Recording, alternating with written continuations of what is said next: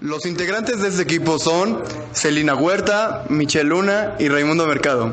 A continuación les presentaremos el proyecto que elaboramos para la tarea de historia. La Segunda Revolución Industrial. Se denomina Segunda Revolución Industrial al periodo comprendido entre los años 1850-1870 y el inicio de la Primera Guerra Mundial en el año 1914. Fue un periodo marcado notablemente por cambios sociales y económicos y vertiginosos, puesto que se aceleró el proceso industrial y por ende los cambios y los ritmos de la vida de la sociedad también cambiaron. Las nuevas fuentes de energía de este periodo se pueden resumir en la sustitución del hierro por acero, la utilización de la electricidad, el reemplazo del vapor por derivados del petróleo como fuentes de energía. Esto da lugar a muchos inventos como por ejemplo el motor de explosión o motor diésel, que reemplazó al motor a vapor. Además, en 1885 Benz inventó el primer automóvil con motor a nafta. El imperialismo en el siglo XIX. Es difícil dar una definición de imperialismo simple y acortada, ya que es un proceso histórico muy complejo, pero podríamos describirlo como el proceso a través del cual los poderosos someten a pueblos más débiles para satisfacer ciertos intereses. Dentro de esta acepción podríamos identificar distintos procesos similares en momentos muy difíciles de la historia, pero aquí nos abocaremos al llamado Imperio Moderno en el siglo XIX. Desde 1870 aproximadamente hasta 1919, tras el fin de la Primera Guerra Mundial, se da lo que algunos historiadores han llamado como la era del imperialismo.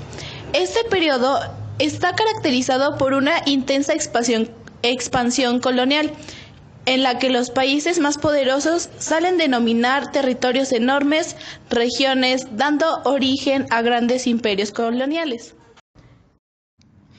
En el porfiriato la política se aplicó de tal manera de que todo quedaba subordinado al presidente Porfirio Díaz. Durante 1876 y 1911, Díaz se acercó al Congreso y llevó una política conciliadora. Promovió la no reelección, principio de sus levantamientos. Y en 1880 cedió el poder a su matador, Manuel González. En sus siguientes mandatos, Díaz se enfocó a orientar el país y pactar con grupos de conservadores, y con el clero al poder para mantenerse en ese mismo.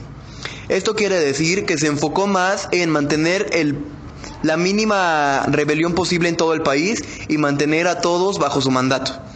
Los cuerpos de rurales se encargaban de aplastar violentamente todo rasgo de rebelión que aparecía en el país. Díaz pacificó al país y no tuvo piedad en disolver las rebeliones existentes, siendo en todo momento apoyado por los rurales y la policía secreta.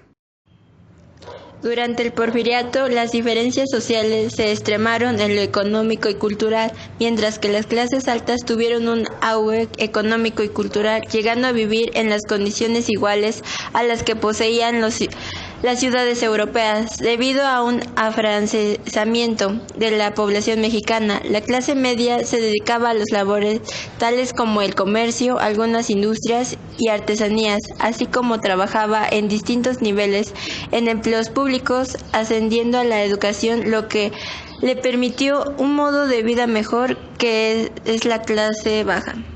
La clase baja era la mayoría de la población y se componía principalmente de obreros y campesinos, quienes vivían al margen de los progresos técnicos y sociales que se daban en la época, al grado de que la clase baja era prácticamente iletrada y vivía en una economía de sustancia y estaba mal alimentada.